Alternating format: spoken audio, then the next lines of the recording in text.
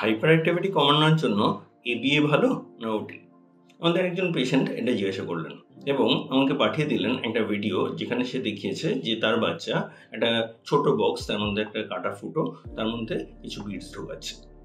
তাহলে থেরাপিস্ট তাকে এটা বলেছে, কিন্তু থেরাপিস্ট তাকে বোঝায়নি যে টেকনিক আর স্ট্র্যাটেজির মধ্যে কি পার্থক্য।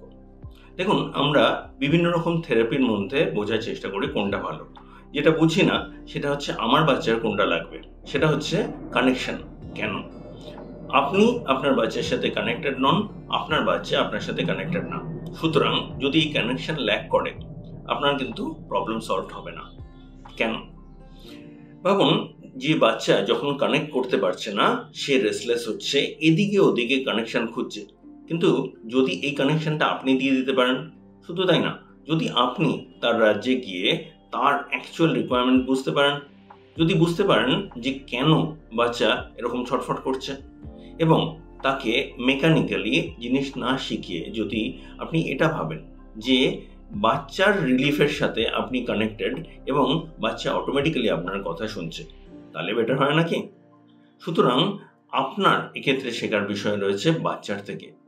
সাধারণত আপনি বাচ্চাকে শেখানোর চেষ্টা করেন।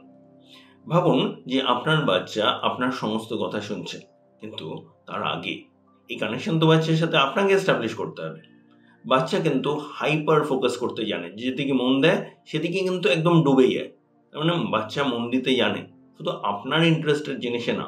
তাহলে এই অ্যালাইনমেন্ট ডেভেলপ করা আপনাকেই শিখতে হবে তো, তাই না?